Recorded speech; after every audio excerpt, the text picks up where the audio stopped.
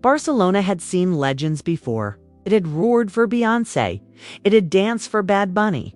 But on this night, the city didn't cheer. It screamed.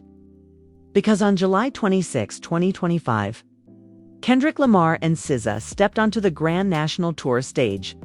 What followed was nothing short of history. The stadium oversold the fans. From 12 countries, the energy, unmeasurable, and the performance. Record-breaking. For the first time ever, two of the most soul-bending, culture-shaping artists of our time merged hip-hop, soul, visual art, and political commentary into a 3-hour spectacle that shattered streaming records, sold out merch in minutes, and even caused a 10-minute delay on Barcelona's metro system due to crowd overflow. From Kendrick's surprise freestyle over a live jazz ensemble to SZA's aerial entrance in a shimmering blood-red gown. The show blended art with activism, nostalgia with next-gen beats. Every song felt like a revolution. Every lyric a protest. But why did this one show matter so much? Because it wasn't just a concert. It was a statement about Black excellence, about unity, about resistance, about healing, and we were there. Or if you weren't, you're about to be, 'cause we're about to take you inside the most important concert of 2025. Grab your headphones, turn off the lights, and prepare to witness how Kendrick Lamar and SZA changed music history starting in Barcelona. They said it would be just another stop on the tour. A big city, a packed stadium, another night of lights and lyrics. But something about Barcelona felt different. It started with the silent whispers in online forums that Kendrick and SZA had something massive planned. Something they weren't revealing to the press. No teasers, no previews, not even a stage design leak. Fans had never seen such tight security around a show before. Tickets sold out in under 19 minutes. Not just local fans, people flew in from Paris, Lagos, Tokyo, even Atlanta. Flights were overbooked. Hotel prices spiked 300%. Entire blocks around the Estadi Olympic Lewis companies were sealed off 2 days before the concert. Barcelona officials claimed it was for crowd control, but insiders said otherwise. One unnamed source claimed the stage alone cost $2 million. Custom-built in Germany and shipped secretly across the border under armed escort. Kendrick hadn't toured like this in years. Not with this kind of heat. Not since Mr. Morale and the Big Steppers and SZA. She was fresh off a Grammy sweep and global praise for SOS, riding the wave of being called the most influential R&B artist of the decade. The idea of the two of them sharing a stage was already insane. But now fans believed something more was at play. There were rumors of an unreleased collab track titled Rebirth, with a live debut planned only for Barcelona. Reddit threads blew up after a supposed engineer leaked a blurry image of a soundboard labeled Track 13, Rebirth KXSZA. No one could confirm it. TDE denied it. But when Kendrick posted a black square on his Instagram with just one word, prepare, fans lost their minds. SZA stayed silent. No tweets, no stories. Just one cryptic caption under a photo of a burning flower. Let it burn until you see truth. Then came the security measures. Fans attending the show received a long email. No phones, no recording. Biometric scans at entry. Multiple security checkpoints. Some thought it was a publicity stunt. Others believed something was going down that wasn't meant for the internet. A viral TikTok claimed Barcelona city officials had been briefed on potential civil unrest. That same day, a local journalist tweeted and deleted a post saying, "This isn't just music, it's a movement, and some don't want it televised." By the time the sun began to set over the city on July 26th, the atmosphere was electric. You could feel the tension in the air like the city itself was holding its breath. Local news helicopters circled above. Police were stationed in riot gear, not just outside the stadium, but along nearby metro lines. Fans wrapped around the venue in massive lines, some camping out for 48 hours. And still no set list, no promo, nothing. Kendrick arrived in silence. Black SUV, tinted windows, straight to the underground VIP bay. A few security guards wore jackets marked Silent Crew, a company that doesn't even officially exist. SZA came in an armored transport, surrounded by female bodyguards in crimson suits.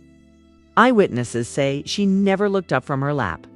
One fan even claimed she saw a single tear roll down SZA's cheek. The crowd started chanting an hour before the show began. A deep, rumbling echo. Kendrick SZA. SZA. It wasn't just anticipation, it felt like prophecy. And then something strange happened. At exactly 8:33 p.m., the stadium lights flickered. Not off, not on. Flickered like a warning signal. And the big screens lit up with a single sentence. If you record this, you'll never see it again. People screamed. Some laughed nervously. Others put their phones away instantly. The message was clear. This night was meant to be experienced, not captured. Backstage, a technician reportedly passed out due to stress. There was talk of a minor fire near the lighting rig, quickly extinguished but never mentioned to the public. Meanwhile, Spotify's servers in Europe experienced a strange 7-minute outage, just long enough for conspiracy theories to spread like wildfire. Fans believed Kendrick had uploaded Rebirth Live and crashed the system. Spotify denied everything. At 8:41 p.m., the lights died completely. Total darkness. The silence was deafening. And then, a single heartbeat, not a sound effect. Real, micked-up heartbeat pulsing through the stadium speakers. Ba-dump. Ba-dump. The crowd went silent. Not a single voice. Just the sound of 60,000 people standing in total stillness. And then, without warning, flames erupted from the center of the stage tall, red, twisting like dragons. A figure rose from beneath, dressed in all-black hoodie. Up, mic in hand. Kendrick. No intro, no speech, no welcome, just a stare, cold, focused. And then he said, "Barcelona, you ready to feel something real?" And the crowd exploded. The storm had arrived. The crowd was already losing their minds. But nobody could have predicted what would happen next. Kendrick didn't start with Humble or DNA or any of the big ones. Instead, he opened with a live rendition of an unreleased track. No beat, no hook, just a slow, haunting melody and a spotlight. People were stunned. His flow was razor-sharp, angry, focused. Some say it was a diss, veiled in metaphor. Others believe it was a letter to himself. By the way, the crowd went dead silent. Phones were down, mouths open. It wasn't a performance, it was a confession. And then boom, the beat dropped. Massive fire columns shot into the sky. Lasers ripped through the air, and the screen behind Kendrick exploded into color. Images of LA riots, Malcolm X, shattered, mirrors, and burning cities. He moved like a man possessed, stalking the stage with a fury fans hadn't seen since, damn. You could feel it in your chest, like the stadium itself was shaking, just when the energy peaked. Everything stopped again, pitch black. A low siren echoed. The screens flashed a countdown, 60, 59, 58. People thought it was a glitch, but it, WASN single quotes as the countdown. Hit 0, the center stage split in half and from beneath rose SZA, dressed in a red silk gown, suspended by thin wires that made her float above the stage like a spirit. Her first note was so high and pure, it felt like the crowd forgot how to breathe. She opened with Kill Bill, but it wasn't the same version fans knew. It was slowed down, stripped bare, accompanied by a live string quartet seated in black robes around the platform. Then the background visuals changed. Surveillance footage, real-looking street camera angles, date stamps blurred. Police cars, crying women, graffiti-covered alleyways. And behind SZA, Kendrick reappeared this time in a white suit, barefoot, and holding a rose soaked in ink. They circled each other. Like planets, he rapped. She sang. They weren't just performing, they were telling a story. People later called it the protest ballet. Then it got weirder. At one point, the stage cameras zoomed in on Kendrick's hand. It was shaking. He opened his palm, and there it was, written in black ink, barely visible. Not for them.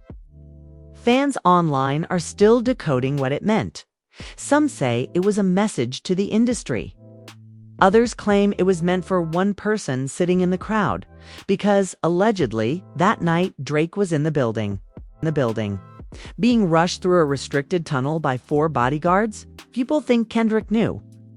Some say the unreleased track at the beginning, a direct shot.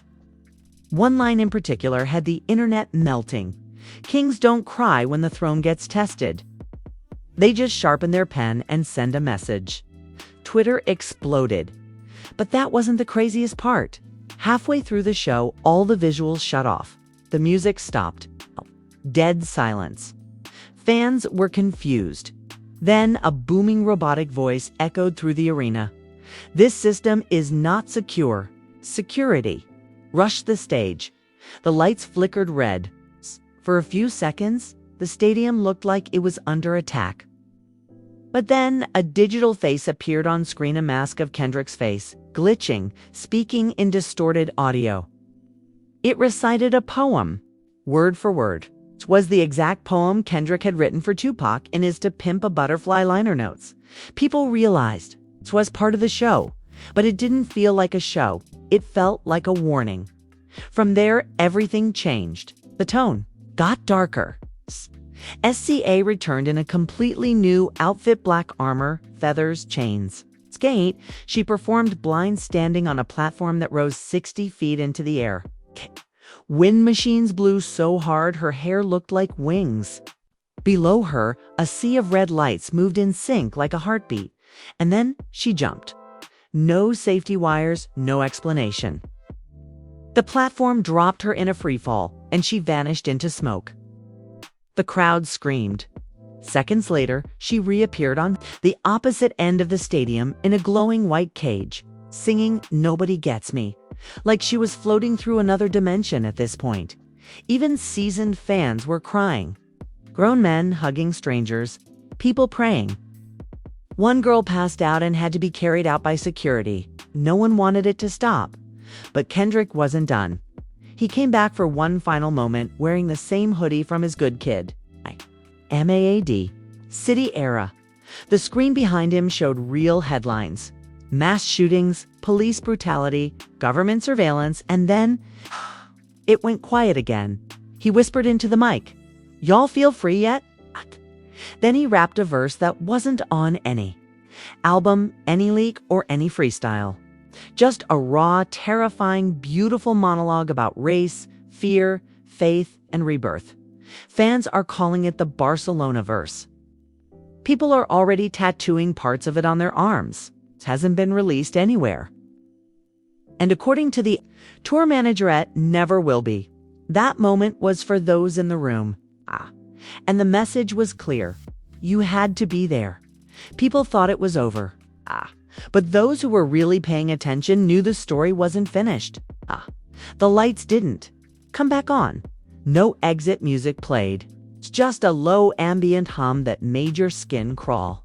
Then the screens flashed one final image, a distorted barcode.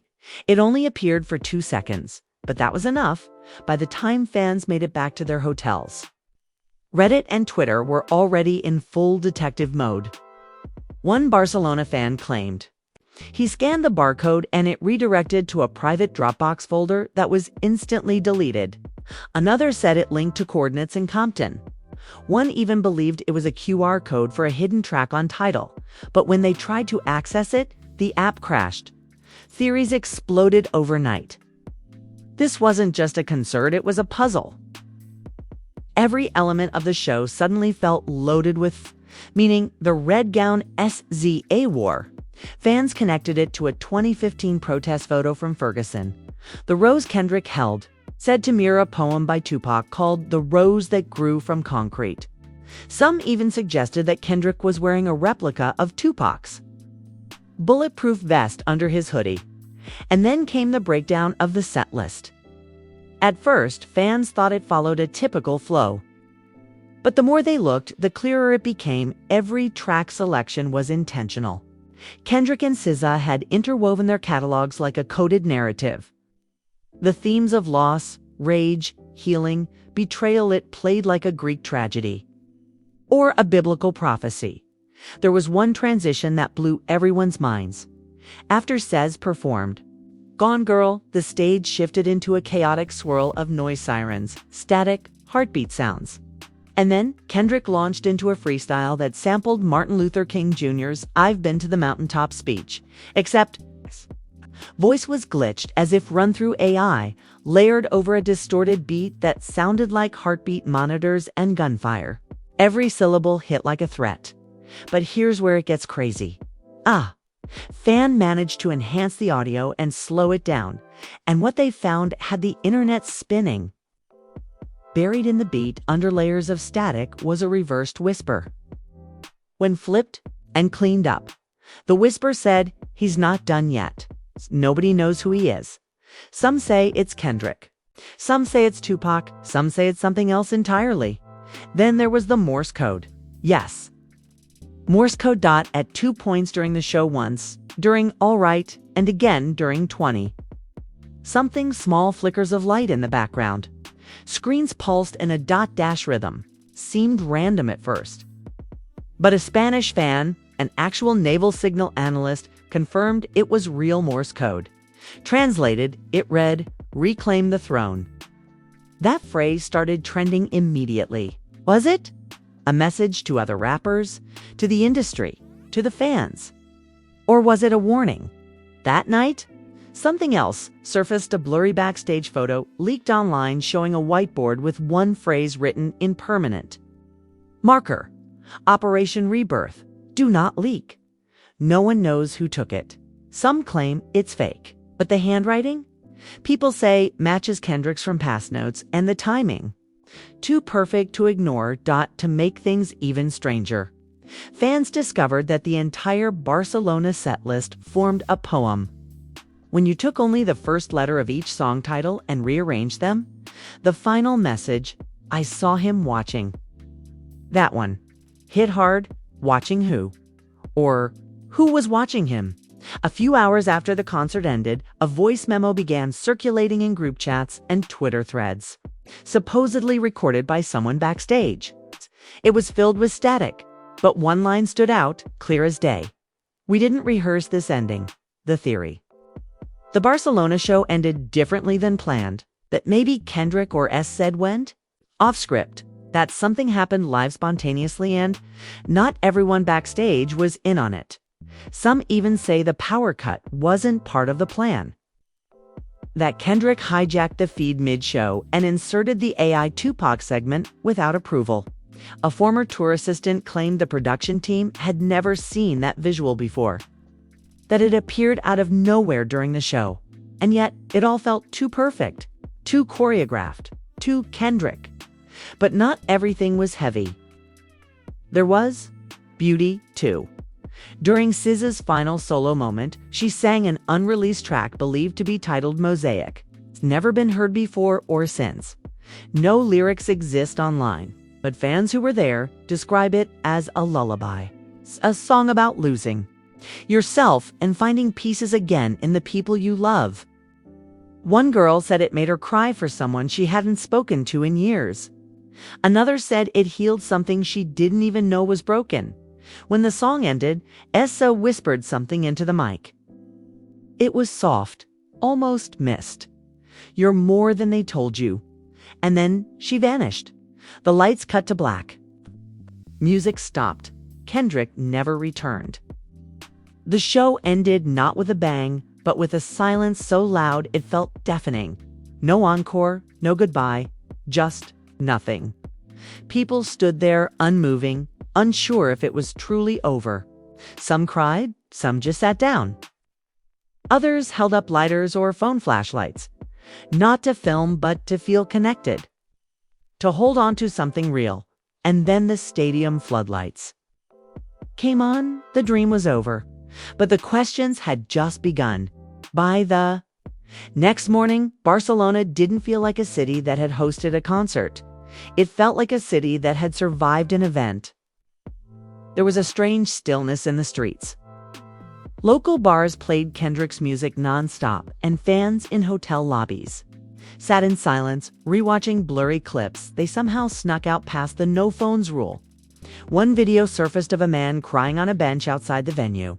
He just kept repeating, it wasn't a show. It was a warning. Then came the numbers. Within 12 hours, every streaming platform saw a spike in Kendrick and SZA's discography. Spotify, Apple Music, Tidal all reported record-breaking overnight jumps. But here's where things got weird. Fans noticed that certain tracks were temporarily missing for about 7 minutes exactly at 3:06 a.m. in Europe.